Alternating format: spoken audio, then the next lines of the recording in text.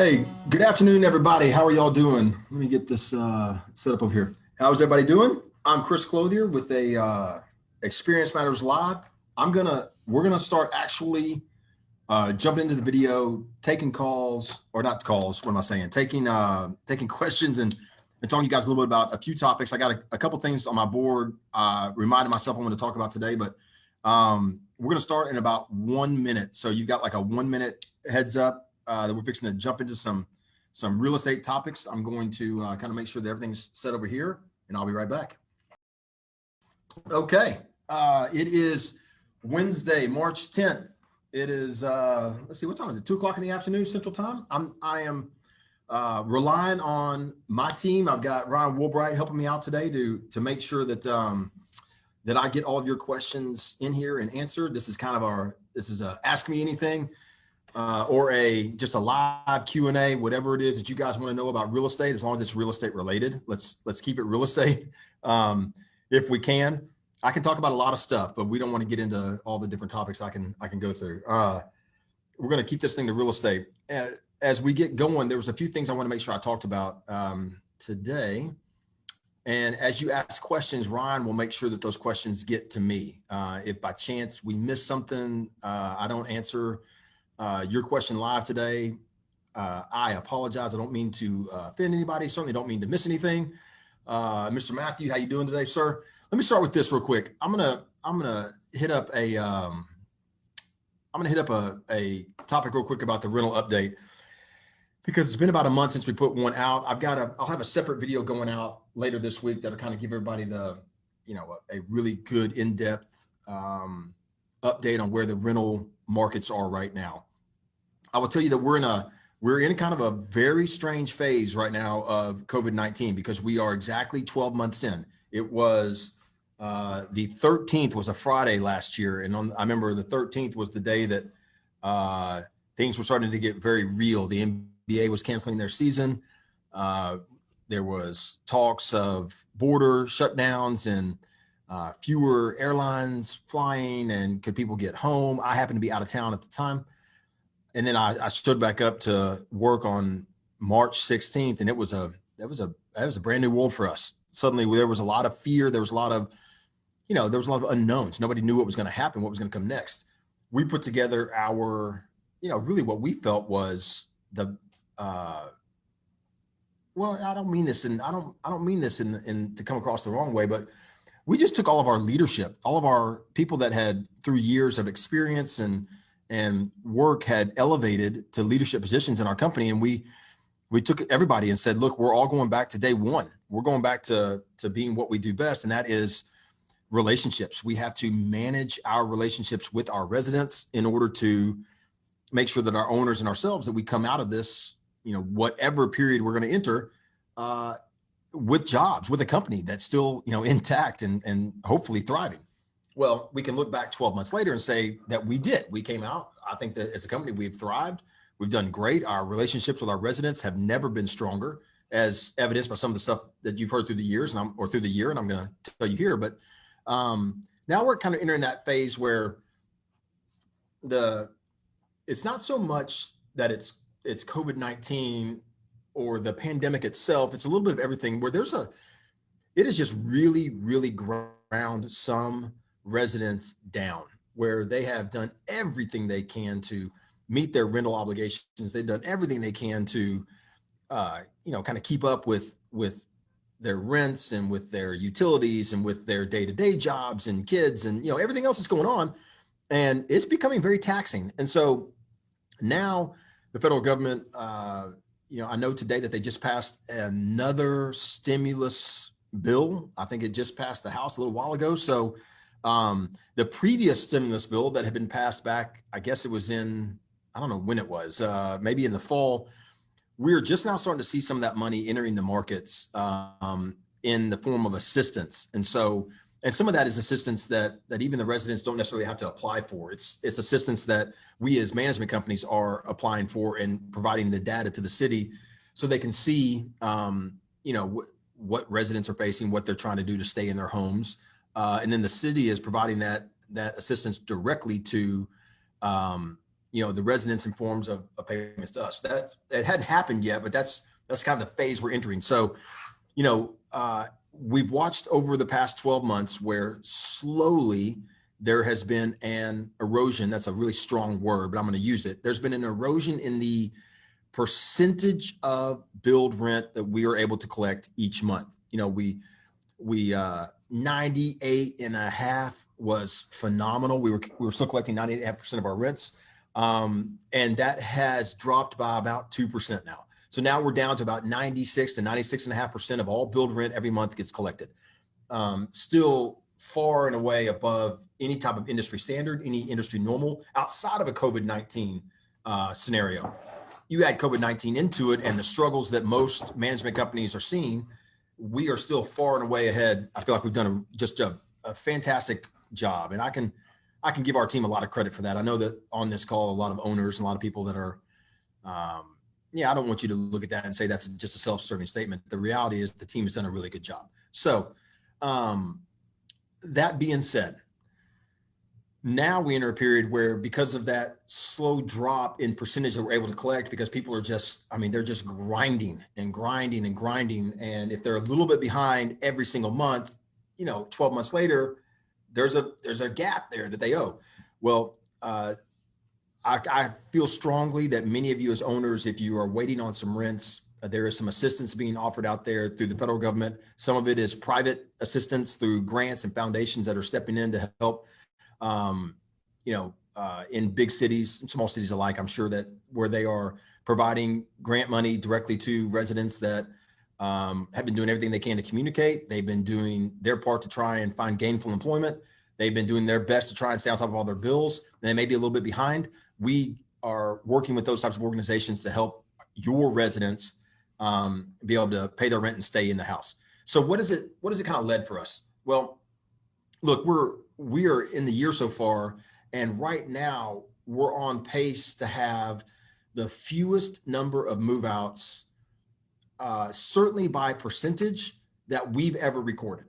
So how are we doing on the rentals right now with Amanda doing and now she actually has a teammate with her, and I'm beginning to show my age. I'm not going to remember her name. I'm sure Ryan will put the notes in here in a second so I can make sure I give her proper credit. Amanda and another team member are doing a fantastic job on our renewals.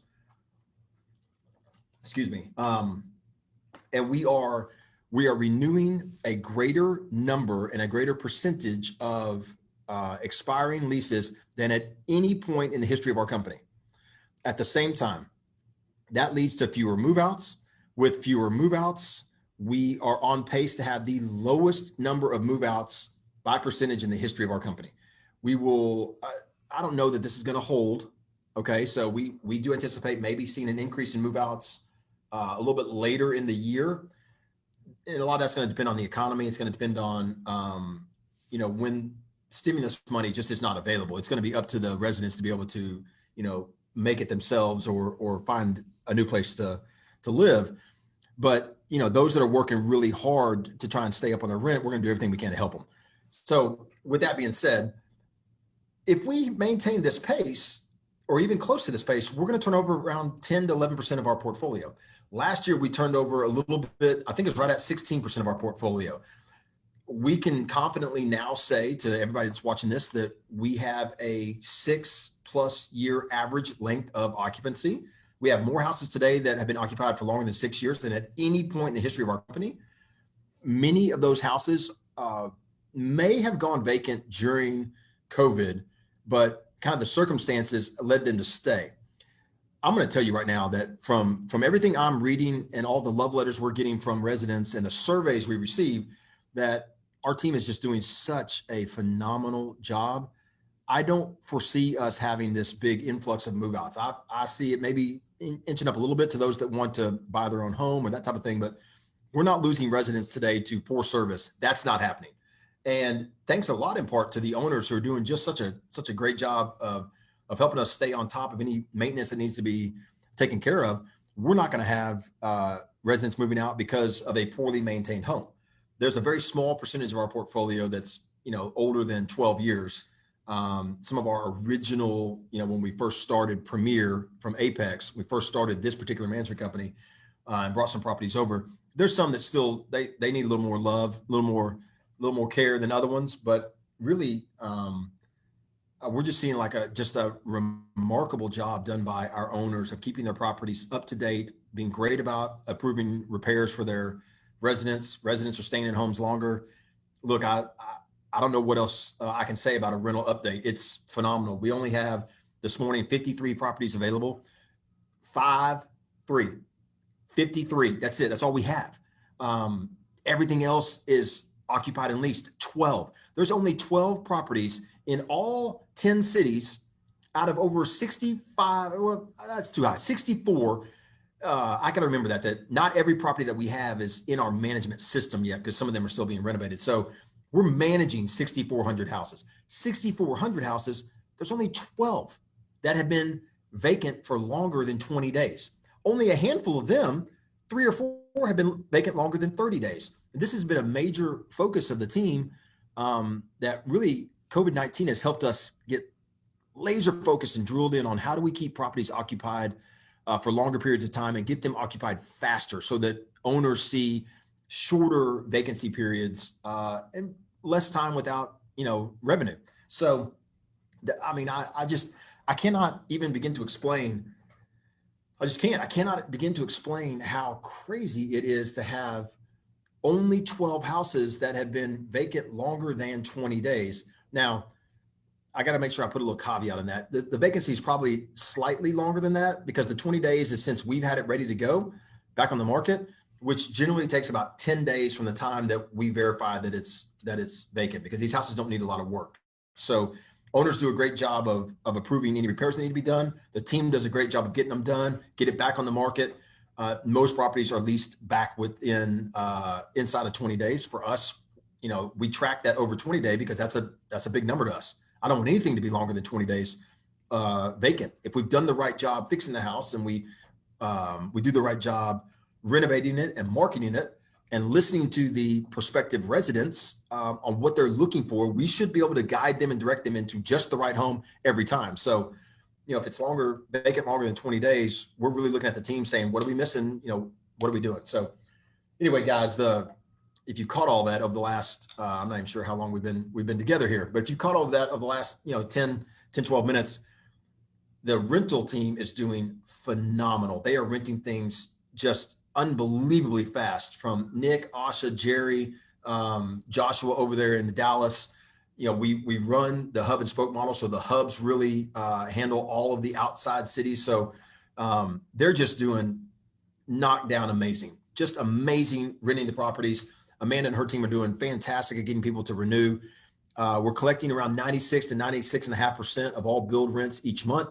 We are aware of rents that are not collected. We're working with private and public groups, including some of the government funded stimulus packages that were passed before today, to provide some rental assistance to our residents. We're working on your behalf to get that done for you. So anyway, I don't know if I can give a better update than that. They're just doing phenomenal.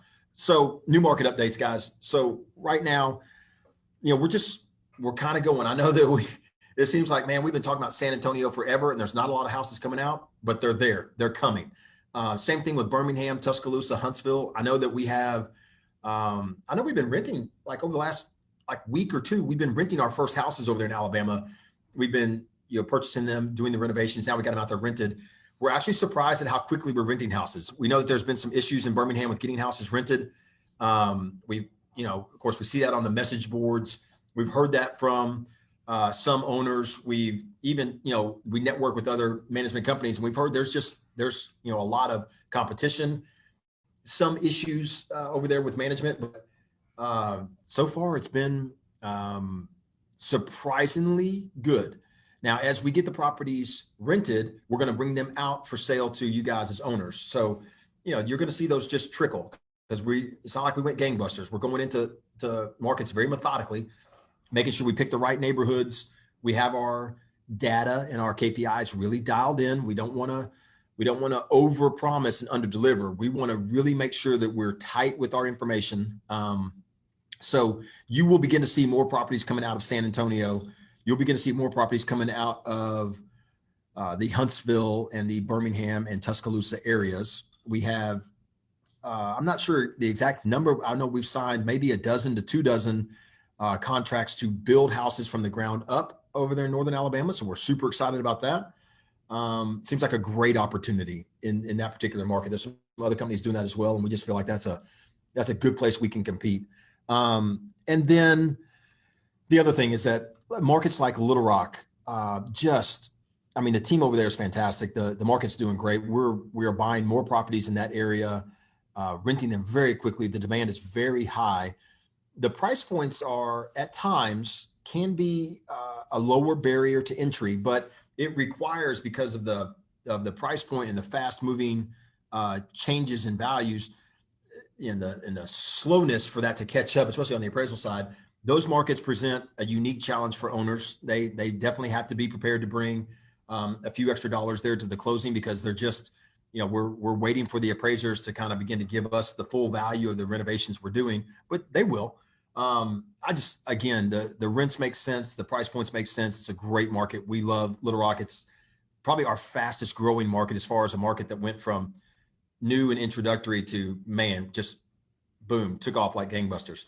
And then guys, we're looking at some other markets in Texas. Don't hold us to any of these. I'm just going to put them out there for you guys to know, because I know that, if you're in this group, you want to know what's coming next. Everybody likes to hear what's, on the forefront. They want to know what's happening rather than hear it on the backside. So, and I'm laughing. I'm sorry, I just got distracted. We just had a alert come across the screen here that one of our, I believe it was a current owner, just picked up another property for their portfolio. We have this Slack system. I'm sure many of you in business are familiar with Slack, and I'll try not to get distracted anymore during my talk today. Markets. So we're looking at El Paso. It's another market in Texas. It's on the west side of Texas, as many of you know. It has a tremendous military presence there. It's got great price points. There is growth there. The energy sector is well represented in El Paso, but it also is a intro market. It's a good plot. It's a good place that we can pick up anywhere from 5 to 10 properties a month for investors that are looking to maybe diversify away from any chance of natural disaster. I don't know that there's any natural disaster hit there that are big. And then we also have, it's a good market that we are already through our licensing process. So we're already managing in Texas. It's a market that we have to, low barrier of entry for us. Now, we're not looking here per se. I like the Lubbock and Amarillo areas. These are both, they're not even tertiary markets. These are very, very small markets, but they provide stability. They're not going to be on the pendulum of going up and down in value a lot. They've got good, solid job markets. But we're looking at to see how much of the growth is going to be there. They're going to be able to sustain and continue to grow. We think they are, but we want to do some checking into it. But, again, we love the Panhandle of Texas. We love all of the Texas markets. We've looked at Kansas City, but I don't think that that's something that we're sold on yet. We have looked into Jackson, Mississippi. Again, it's another market that we're just not sold on yet.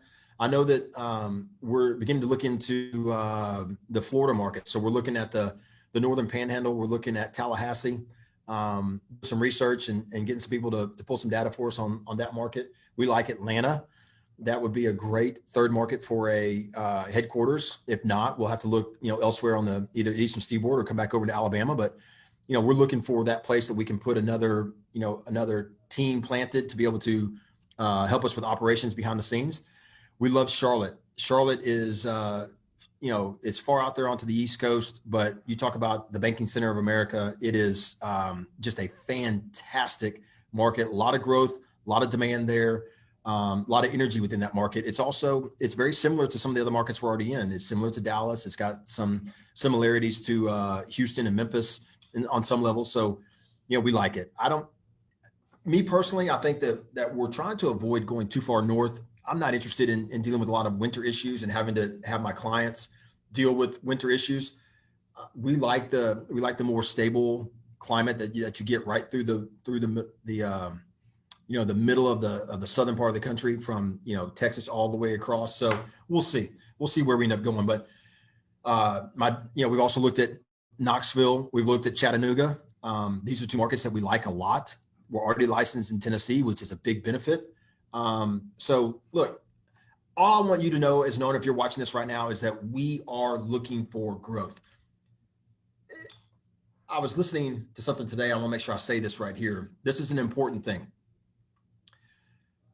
To many on the outside, especially those that may be new to this group and new to our company, it may seem like we're a company that popped up and just immediately became successful.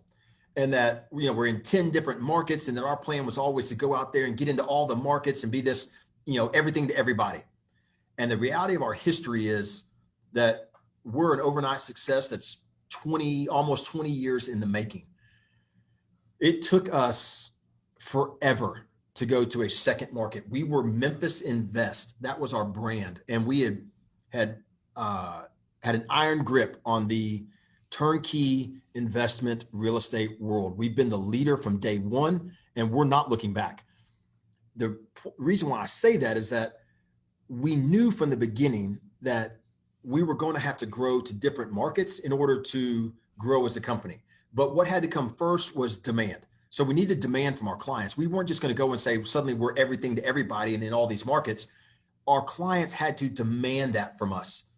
They had to demand that, because our clients want to build their portfolios because of the experience they're having, the return they're getting, the trust and the security they feel from building a portfolio with us. They want more.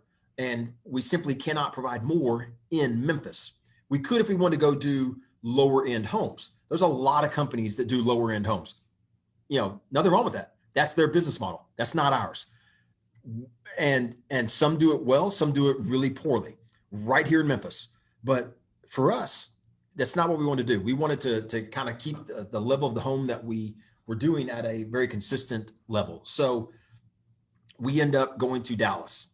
And then a few years later, we go to Houston. And so what ends up happening here, guys, is that we're building momentum.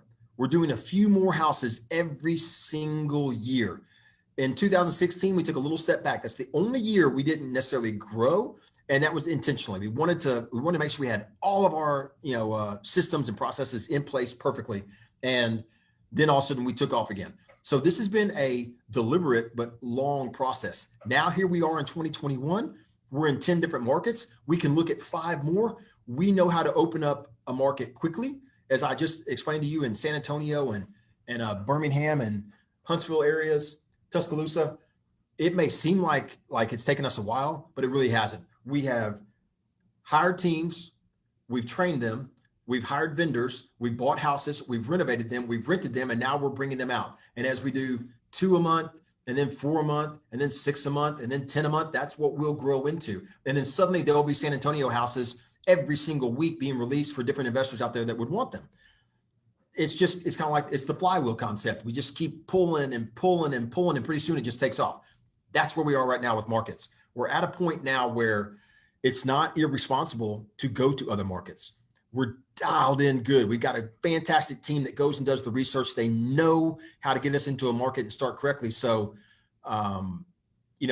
we're going to be, I do firmly believe, in 15, possibly as many as 20 markets over the next couple of years. We already know that this month will be the first month in the history of our company that we will release over 100 homes to our owners or prospective investors to pull from and start building their portfolios or build out their portfolio.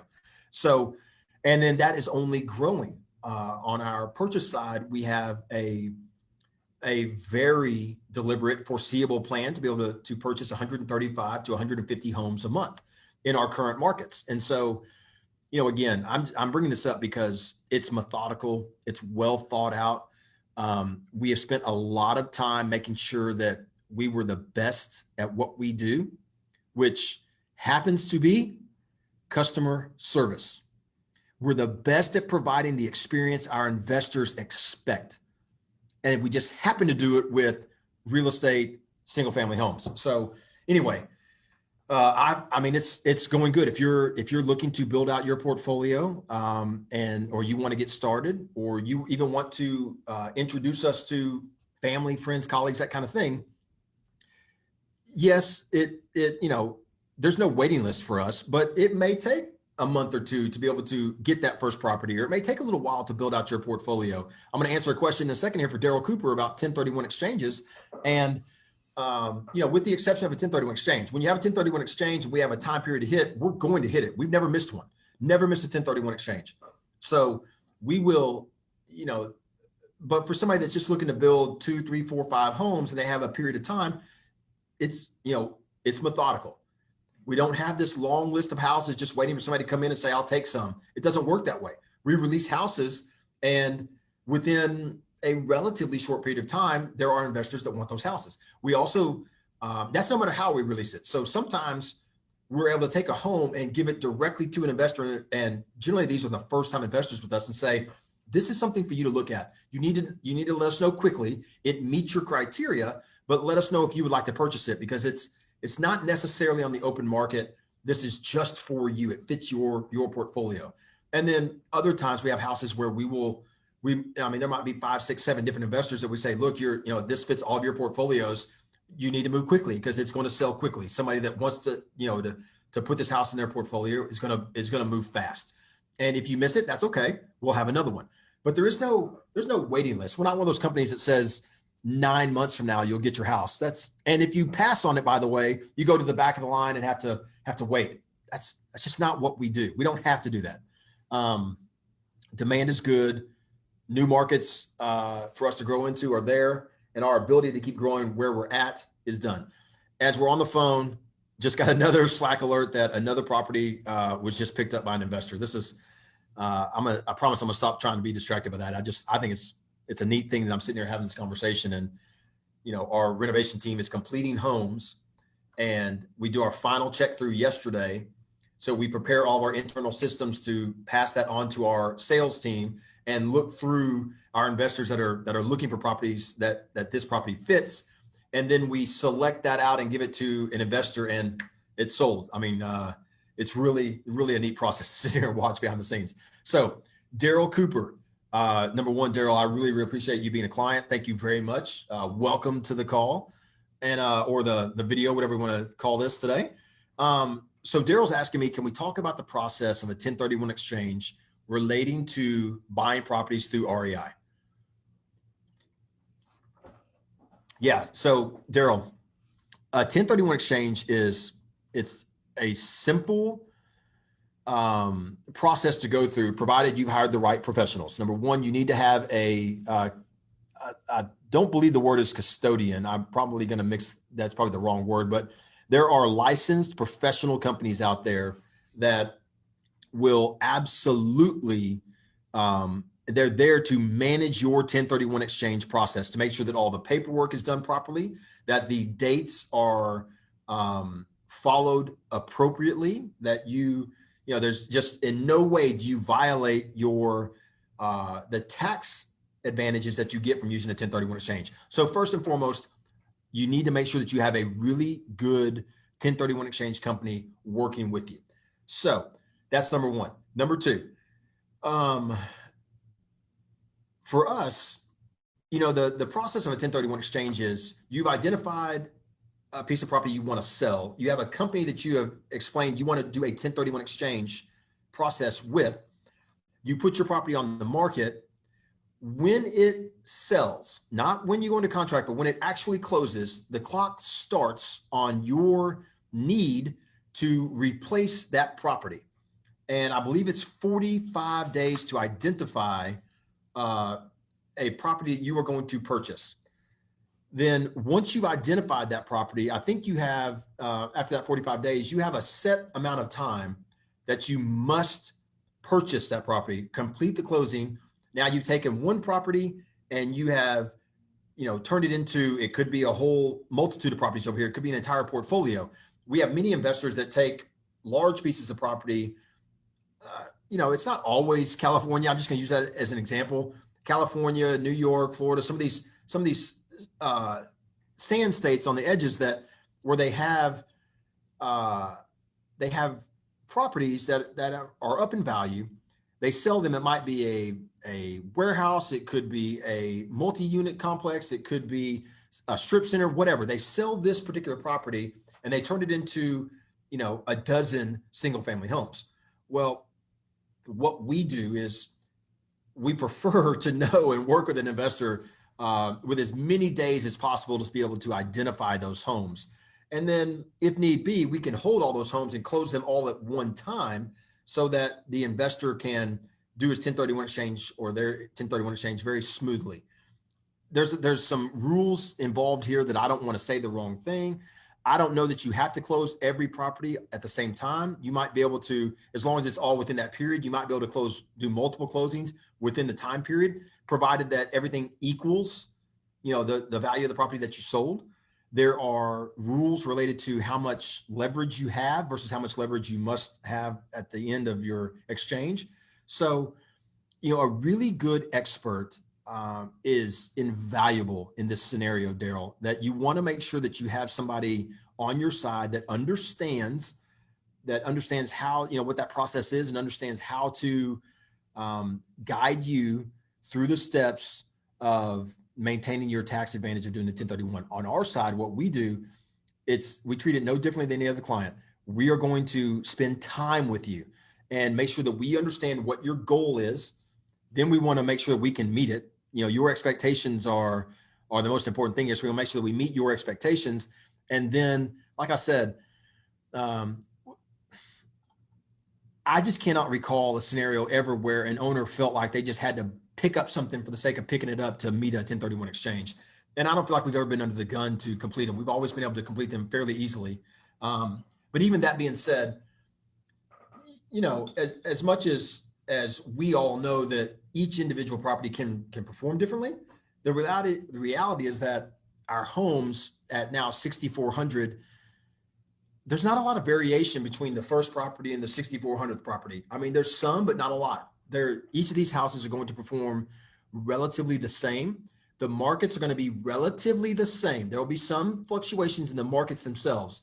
And same thing goes with price points. So some markets, you'll be able to get something at a lower price or a higher price. But the point is that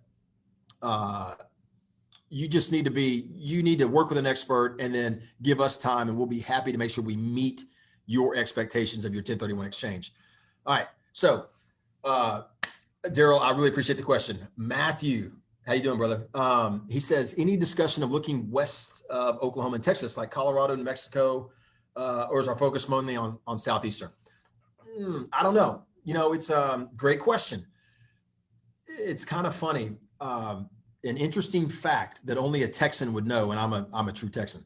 You can get to Chicago from Texarkana, Texas, before you can get to El Paso, Texas, from Texarkana, Texas. And I believe you can get to Los Angeles from El Paso before you can get from El Paso to Texarkana. It's been a while since I've been in 7th grade. I think that's what they teach you in 7th grade. And, one of the things, maybe I was in a special report. I don't really remember. But so my point is, Texas is a big state, and you can get, it's so big that maps sometimes don't do us justice. For us, I can get from Dallas to Atlanta in an hour and a half by flight. But I can't get from Dallas necessarily all the way, to Phoenix in that same hour and a half. It's going to take me longer. One of the things about us not going west is the amount of time it takes us to get there. The amount of distance it is from Memphis. Memphis is still the seat of our company. It's still where we operate from. With airplanes, we can get different places quickly. With the advent of technology, we can do a lot of things. But this is something else. I'm building a talk that I'm giving in a couple of months at a property management convention. I'm going to give you guys just a little insight. Technology is fantastic, but no amount of technology ever made a good company great. Never. It may have helped, but what gets you from being a good company to being a great company is sheer determination, the ability to stick to your values, the ability to have a proposition for your clients that is better than anybody else out there, and a a determination that you are going to be the best in the world at what you do, no matter what. And so that's what's kept us from getting too far away from Memphis. The further we go, the less control we have, the longer it takes us to get there. And it's, even with technology, being able to make it easier to be able to manage projects in Las Vegas, as Walter's asking here, look, I get it. I would love to be in Las Vegas. I think it's a fantastic market. With the California money that's coming into Las Vegas right now, it's like a boom all over again. Real estate, from what I've read, haven't seen it myself, but I've been reading articles here lately where California buyers are coming in and they're just buying up Vegas like crazy and driving prices up in a market that probably should not be going up right now. So I got distracted again by another house sale. I need to stop that.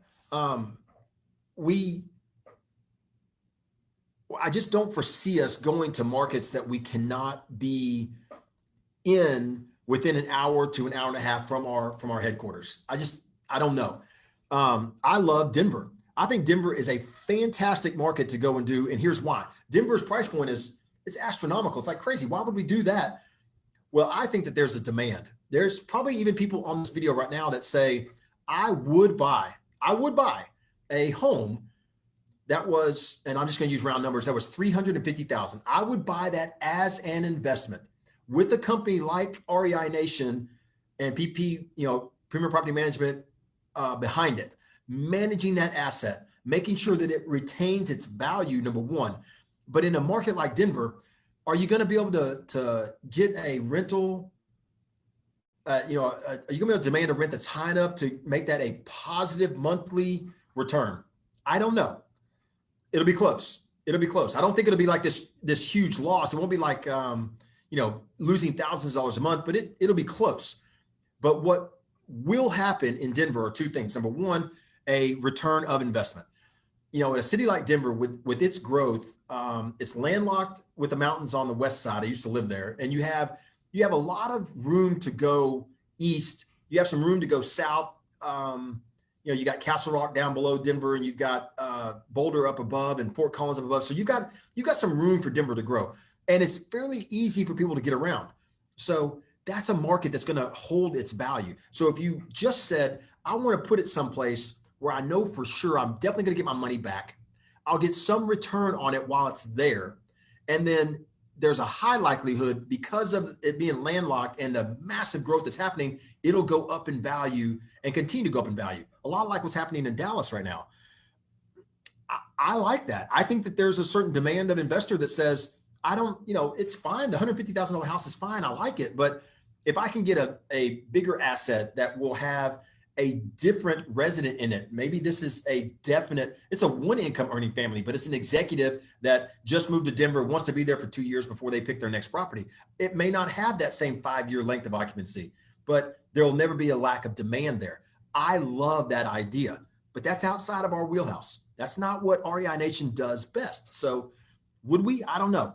That's what we have to think about here, guys.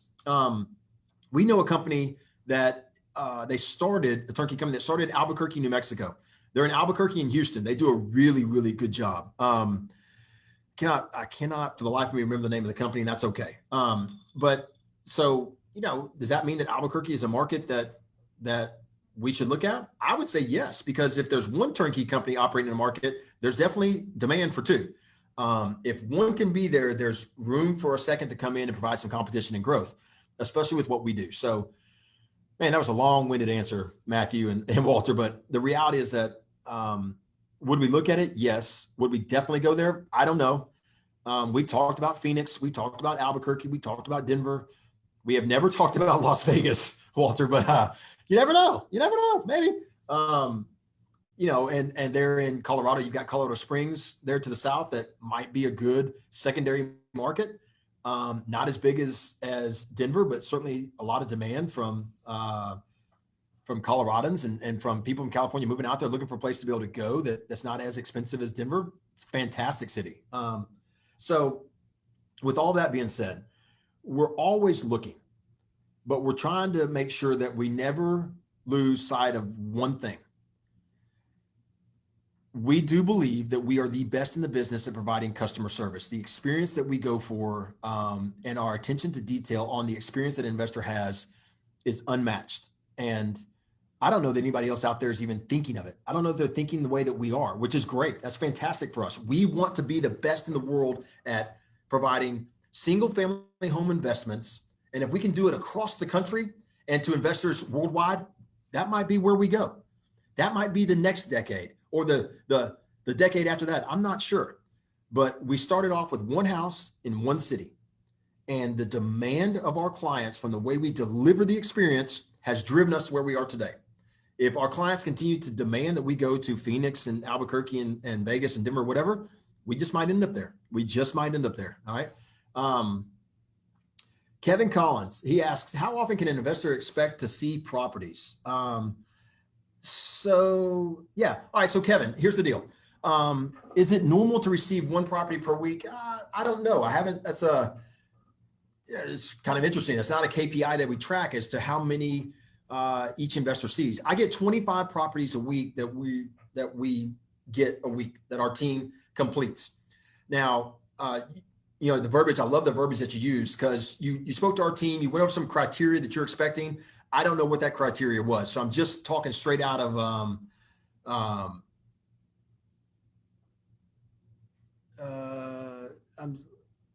okay, gotcha. But here's my point. I may not have a property that meets your exact criteria every single week. Sometimes I'm going to have property that are going to be close.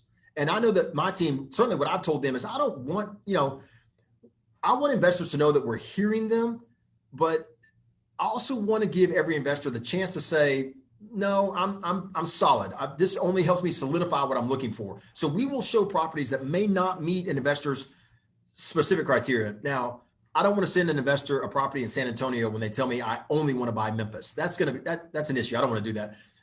Little Rock, maybe. I may just, again, Memphis and Little Rock, very similar markets. Do you want to see something in Little Rock? Maybe a question that we would ask. And I'm going to send this over to you for you to review. Happy to tell me no, that's fine. And you can tell me, don't ever send me Little Rock again, and we'll just stick to Memphis. But I want to show you what I have right now. That is a common thing for us to do because we only have 25 houses coming out a week. That's it. We're going to have 100 that are going to be released this month. As a frame of reference, I want everybody to kind of understand that everybody doesn't have the same criteria, but right now we have what we call a 7-day. So in the next 7 days, we know of 137 to 138 investors that will all purchase a property. They've been pre-qualified. We understand what they're looking for. Like yourself, Kevin, they're probably enthusiastic, ready to go, and are just ready to get something, either building or adding to their portfolio. And everyone is great. I cannot thank, I would say a majority of all the investors that we talk to and those that are our clients, y'all are fantastic on the kind of the understanding that the dynamic that we're in. I don't want to be everything to everybody. I think that we're worth waiting for. You can, I do believe, get started anytime and have a successful portfolio with the right dynamics and the right parameters. So whether it's today or tomorrow or next week or next month, I think we're worth waiting for. But some investors can't, and we get it. So what we try and do is stay in good contact and good communication. We only want to show investors houses that match their criteria or are really close. Occasionally, we will show them something outside of that just to kind of confirm, I have this available. You may not be looking for it because it may not meet your criteria, but I wanted you to see it. I would anticipate, Kevin, that you should be able to purchase a property within 30 days. Now, kind of the list I just gave you a second ago says that we can't fill all of our demand inside 30 days. That's not exactly true. Out of the 100 and whatever it was, 38 investors right now, some may have criteria that's so specific that they know it may be a couple of months before they're going to get what they're looking for. At the same time, we have, a different list called 30-day list. And I know that there's over 100 additional investors. So it's roughly around 240 investors that we know are ready, are qualified, definitely want a property. It needs to be able to fit. We can do about 100 a month is what we're releasing right now. And not every investor sees every house. They just don't match their criteria. But Kevin, I guarantee our team is on this and we'll do what we can to try and let you see the best that we can as soon as we can. It's not a, we get asked this question all the time. I got asked this recently on Bigger Pockets. Somebody's, it's so funny. We definitely have some haters out there. And I don't know if it's success, and I don't mean clients. I mean like some people out there in the industry. We get knocked all the time for not having our properties published. And I tell you, the reason why we don't publish our houses is that, and I want you to understand this, I'm not saying this to you, Kevin, if you're still with me. I mean, everybody. We don't want to be the company that is right for everyone. We like the fact that we have a set criteria that we establish with an investor on the front end. So we know that we are not going to be the right company for everybody. And we're trying as quickly as possible to establish either we are or we aren't. Because if we're not the right company for a particular investor, we want to help them get pointed in the right direction, help them find success. I mean, that's the point of all this. And the reason why we do that is not for them. It's for the investor that we are the right fit for. Because I want to focus all of my time, all of my energy, the team, the customer service team that we have that is second to none. We want everything they do to be 100%, focused in on the clients that we are the perfect fit for. We want them to have an experience that is just, they rave about. We want to create raving fans of our single family home investment company. Are you kidding me? How many property management companies out there, it's their, and investment companies like us, how many of them have a stated goal of, we just want to create raving fans? That's what we're looking to do. And so the way we do that is we listen, we're methodical. We don't try and be everything to everybody. We don't try and sell houses to everybody. I tell people all the time, I know today I could probably pick up another 30 to 40 houses in Memphis before the end of the week if we wanted to. They wouldn't be very expensive. I'd probably be paying between $10,000 and $25,000 for each house. There's a demand and a market for it. I could probably take my purchase price and double it as a sale price easily, spend a little bit of money fixing them, and I would have great demand. I could package it up really good because I'm not a great marketer, but I'm decent. I could create a really nice marketing package and have those houses sold and make a lot of money. And it's not our style. Not interested. I'm not interested in managing junk because it takes up my team's time. It keeps them from managing the really good houses that our owners currently have. So, when it comes to, everything we talked about today, when it comes to the performance of the rental team and the renewal team, when it comes to the performance of the new markets and the markets we're looking at, and when it comes to how many houses we're releasing a month and where they're located and which cities we're coming out with next, all of these things, it all comes down to the same basic thought. How am I going to make the person that purchases this property and the 30 to 40 new clients every single month that we create, how am I going to make them raving fans?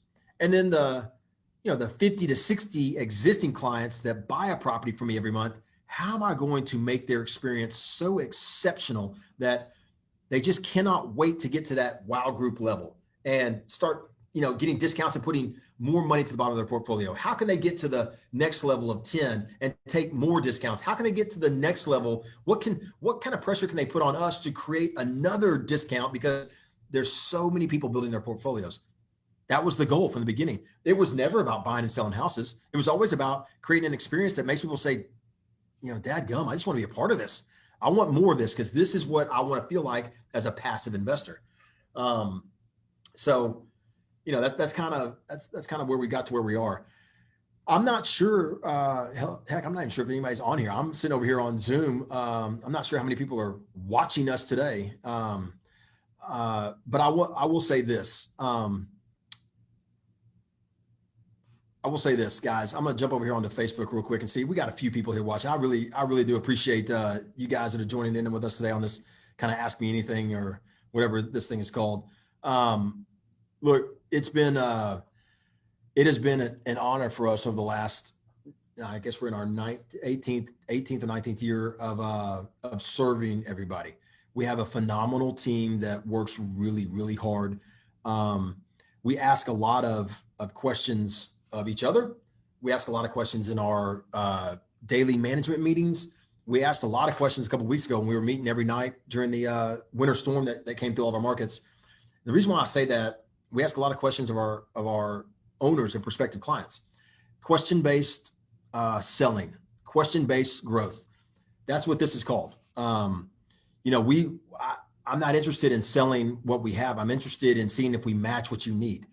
When it comes to growth, I'm not interested in growing just for the hell of it. I'm interested in growing in a way that is not only sustainable, but it's a way that lets us become a great company that others sometime down in the future want to look back on and say, how do I do that? How do I become a company like them? And some of that starts at the top with the Clothiers, of course. You've got Kent Clothier, seniors, or been here for 55 years. You've got a fantastic leadership team from Nate and Ryan Flannery, Mark Anderson, some of these guys that we don't always get to see and talk a lot about. Missy over there in Dallas, who has been with us from day one, who is just phenomenal, just absolute. I almost said stud. I guess that's the right word. She is incredible over there in Dallas, leads a fantastic team, does a great job, holds them accountable, is hitting, a level of standard that we have to have, in order to reach excellence. And they're all doing it by asking questions constantly. What am I doing? What do we need to get better at? Nick over here in Memphis running our management company, Jerry and Asha handling our rentals in Memphis. They are fantastic long-term team members. We've got multiple people down in our customer service team that are just doing really, really good. Been with us, many of them, for over a decade. And they, when we have our customer service team meetings where we as owners go sit down with them and kind of listen, see where we're at, what are we doing, they're always asking questions. That's how we get better. They're just asking questions about what's happening out there. And then you get to some of the newer people on our team. We've got Jessica as our CFO. I would be remiss not to mention like Drew Clothier, who is fantastic at buying houses and leading our buying team and our buying processes and developing the relationships out there in the industries. It's just, it's not us. It's this team that we have around us that are constantly asking questions that we've never asked before. Maybe we haven't asked them in a while. What's the new answer? What is the answer? Are we tracking this? Are we watching it? Ken Senior had us read a book. I don't know. It's probably 3, 4, 5 months ago. And in it was a concept about 2%. And what it was when you're doing 98% right, rather than pat yourself on the back and say that we're far exceeding everyone else. We're better than anybody else in our industry at 98% done right. You dig and you ask questions of what is the 2%? Where can I find the 2% around me to get better at? I was explaining this to somebody the other day, and Matthew's asking a funny question. I'll get to that in a second, Matthew, hang on. Was asking a question the other day. And I was pointing out to them that a vast, vast majority of our owners, they buy houses sight unseen. They haven't seen the house. With COVID, many of our owners haven't met us personally. So how do you do that? How do you build that kind of reputation? And I'm gonna look at something here real quick and see if yes, it is, just as I thought. I told them that we're so fanatical about details that we don't want grass in the cracks of the driveway at a home. Like we want I don't want to see grass growing in the driveway. I don't care how old it is. No grass in the driveway. We want all the grass removed if it's, it's a detail. And how do I get that across to somebody? Well, I just looked outside my window here this is a 43,000 square foot A-class building that we operate out of. And there's a couple of other companies that lease space from us, including an international company, but they've been shocked since we bought this property. I think it's been a little over a year. Shocked at what we've done to the property and the detail. I looked down here at the sidewalks. The sidewalks had a bunch of leaves and pine needles on them the other day from the weekend. And before we could get into the week, we had the team that the groundskeepers out here on a special trip to get every leaf, every pine needle, everything off the lot. Every single cigarette butt, every piece of trash, everything picked up off the lot. Not one piece of trash anywhere. No cigarette butts, like I said. I don't want the leaves everywhere. We want this to look as pristine as possible. We get our windows cleaned every year, even though it's a 2-story building. And why do all those things? Because those details matter. And when you're talking to an owner and you want them to know that you haven't seen your property, but I can promise you, to the best of our ability, we have completed that renovation at a very high level, and where we failed, we will fix. Like it's unacceptable for us. It has to be perfection is what we're aiming for. And on the way we reach excellence. That makes sense. So I don't know how I got off on that. I can talk about anything though. Matthew, he asked me a question. Chris, when are you writing a sequel to the Turnkey Revolution? Man, I don't know. I don't know. I've got, we talked about it. We've got some brand new things. I will not mention it here because I can't yet. But I can only tell you that I'm excited.